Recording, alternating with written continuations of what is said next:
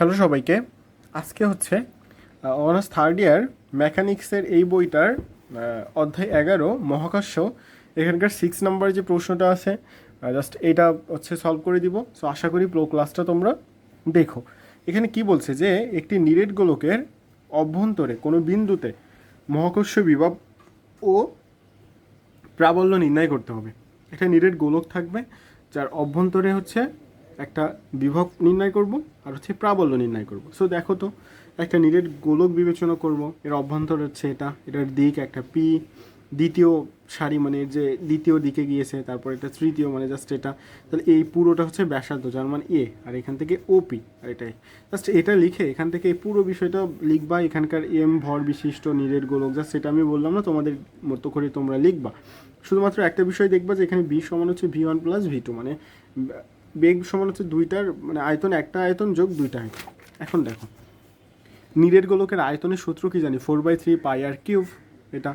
তাহলে নিরেট গোলকের ভরের সূত্র আমরা কি জানি, 4/3 পাই আর কিউব রো। তাহলে V1 সমান -G/R/V এটা, আর রো এটা সমান আবার কি -4/3 pi G rho cube by rho, এটা লিখতে পারি।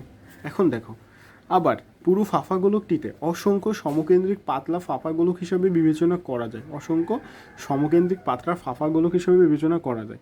তাহলে মনে করি এরূপ একটা ফাঁপা গোলকের ব্যাসার্ধ হচ্ছে এক্স এবং পুরুত্ব বা বেধ হচ্ছে ডিএক্স। তাহলে পাতলা গোলকটির আয়তনের সূত্র 4 পাই মানে x² dx, মানে এটা r² dx সেটা। তাহলে ভর হচ্ছে 4 পাই x² dx রো, মানে ভরে শুধুমাত্র রো গুণ করতে হয়। তাহলে পাতলা ফাঁপা গোলকটির জন্য পি বিন্দুতে বিভব কি হবে, -G/x গুণ হচ্ছে কি গোলকের ভর। তাহলে এর মানও পেয়েছি, এক্সের মানও পেয়েছি, গোলকের ভরও পেয়েছি, পুরোটা এটা। তাহলে এই জাস্ট মানটা পাচ্ছি এটা।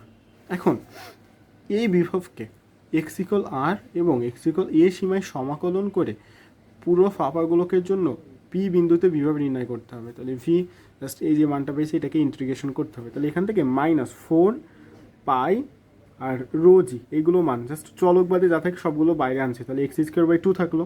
তাহলে এখন দেখো তো, এটা এ বার যাবে, তার মানে a² মাইনাস এটা আর আছে, তাহলে এটা r² যাবে, তার জন্য a² - r² হয়েছে, কিন্তু ভাগ আছে তার জন্য মাইনাস। ক্লিয়ার? সুতরাং পি বিন্দুতে মোট মহাকর্ষ বিভব হচ্ছে V1 যোগ V2। তাহলে এটা V2 পেয়েছিলাম আর একটা V1 পেয়েছিলাম ওই যে প্রথম, তাহলে ওই দুইটা যোগ করে যদি যোগ করে দেয় তাহলে এটা পাচ্ছি। এখান থেকে 2/3 আর দুইটার ভিতরে কমন যাচ্ছে কোনটা, দেখো 2/3 যাচ্ছে আর পাই যাচ্ছে, রো যাচ্ছে, জি যাচ্ছে। তাহলে এখানে কি থেকে যায়, 2r² থেকে যায়। এই যে এখানকার 2 আর r² প্লাস এখানে থাকে হচ্ছে 3a² আর এখানে থাকলো 3a² আর এখানে থাকলো -3r²। ক্লিয়ার? তাহলে এখানে থাকলো -2/3 পাই রো জি। এটা সমান আমরা কি লিখতে পারি যে 3a² - r²। তাহলে এটারে আমি আবার কি করছি যে 2 এখানকার 2 আনছি, উপরে 2 আনছি, দেখো এখানেও 2 আনছি, 2 কেটে গেলে কিন্তু আবার এ লাইনে ফিরে আসে। কেমন? তাহলে এখানকার 2 দিলে এটা কি হয়ে যায়, মানে 4 গুণ করলে, আর নিচে 2a কিউব, তাছাড়া কোনো পরিবর্তন করি নাই। যেহেতু নিরেট গোলকের মোট ভর এম সমান কি 4/3 পাই a কিউব রো এটা, তাহলে এর বি সমান এই যে মানটা জি, এটা সমান এম, এই যে এম, আর এই মানটা পেয়েছিলাম এটা। এখন এটাই নির্ণয় মহাকর্ষ বিভব, কিন্তু আমরা তো মহাকর্ষ বিভব পেয়েছি, তো মহাকর্ষ প্রাবল্য তো এখনও বের করতে পারি নাই, তাই না? তাহলে মহাকর্ষ প্রাবল্য নির্ণয়ের ক্ষেত্রে সূত্র হচ্ছে ই সমান -dv/k dr। তাহলে dr রেখে দাও, এই যে ভির মানটা এটা আমরা পেয়েছিলাম। তাহলে এখন এই যে gm ভাগ 2a³ আর এটারে আবার ddr, এই ddrটা এখানে দাও, এটারে জাস্ট ডেরিভেটিভ করো। তাহলে gm/2a³ আর এখানে থাকছে কি 2r থাকে, এটা 0 হয়ে যায় আর এটা 2r থাকে। তাহলে এখন gmr ভাগ a³, এটাই হচ্ছে নির্ণয় কি আমার মহাকর্ষ প্রাবল্য। দেখো তো এই যে এক্সাম্পলটা কি ইজি না? সো সকলে ভালো থেকো।